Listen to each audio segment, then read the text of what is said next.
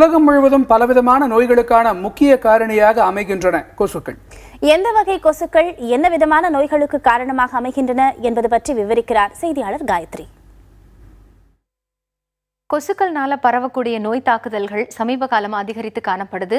உலக நாடுகளை அச்சுறுத்தி வரும் ஜிகா வைரஸ் தாக்குதல்கள் இந்தியாவில் இல்லைன்னு அறியப்பட்டாலும் தமிழகத்திற்கு பெரும் அச்சுறுத்தலாக இருந்து வரும் டெங்கு காய்ச்சலை கட்டுப்படுத்துவதற்கான பல்வேறு முன்னெச்சரிக்கை நடவடிக்கைகளை சுகாதாரத்துறை மேற்கொண்டு வருகிறது.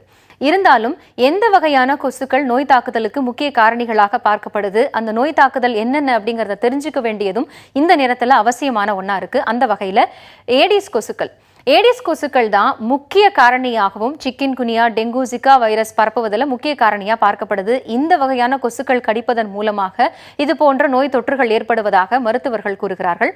இதற்கு அடுத்தபடியாக இந்த கொசுக்கள் எங்கெங்க வாழக்கூடிய தன்மை உடையவைன்னு பார்த்தா, ஏடிஸ் கொசு பெரும்பாலும் நன்னீர்ல வாழக்கூடிய தன்மை உடையவை. அதாவது மழை பெய்யும் பொழுது தேங்கக்கூடிய நீர், டயர்ல தேங்கக்கூடிய நீர், இது போன்ற நன்னீர்ல வளர்ந்து லார்வா புழுக்களாக வளர்ச்சியடைந்து முதிர்ச்சியடைந்து 60 நாட்கள் வரைக்கும் இந்த ஏடிஸ் கொசுக்கள் சாதாரணமான ஒரு சூழல்ல வாழும் அப்படிங்கிறதும் அறியப்பட்டிருக்கு.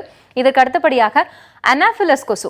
இந்த அனாஃபிலஸ் கொசு தான் மலேரியாவை பரப்புறதுல முக்கியமான ஒரு கொசுவா பார்க்கப்படுது, முக்கிய காரணியாக சொல்லப்படுது. இந்த வகையான கொசுக்கள் கடித்தால் காய்ச்சல் ஏற்பட்டு மலேரியா போன்ற பல்வேறு வைரஸ் காய்ச்சல்கள் உண்டாகும் அப்படிங்கிறதும் அறியப்பட்டிருக்கு.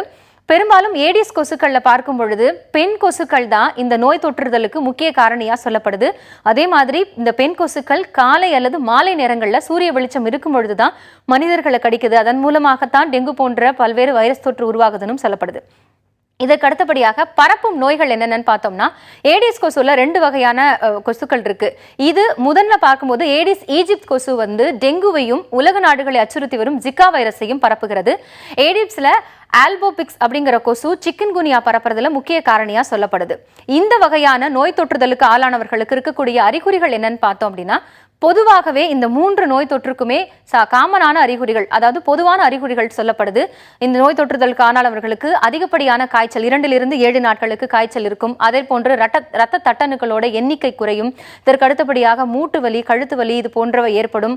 அதே மாதிரி ஜிகா வைரஸ் தாக்குதலுக்கு ஆளானவர்களுக்கு, அதாவது கர்ப்பிணி பெண்களுக்கு இந்த ஜிகா வைரஸ் தொற்று ஏற்பட்டால் அவர்களுக்கு பிறக்கக்கூடிய குழந்தைகளுக்கு மூளை வளர்ச்சி குன்றியும் சிறிய தலையுடனும் குழந்தை பிறக்கும். உடல்ல தோல்ல சிவந்து போகும். இது போன்ற பல்வேறு அறிகுறிகள் சொல்லப்படுது.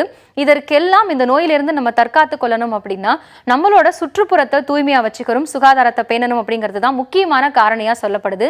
இது போன்ற முன்னெச்சரிக்கை நடவடிக்கைகளை தற்போதே மேற்கொண்டா டெங்கு போன்ற பல்வேறு விதமான வைரஸ் காய்ச்சலுக்கு ஆளாகாமல் நோய் தொற்றிலிருந்து தவிர்த்து கொள்ளலாம் அப்படிங்கிறதும் மருத்துவர்களுடைய பெரும்பாலான அறிவுரையாக இருக்கிறது.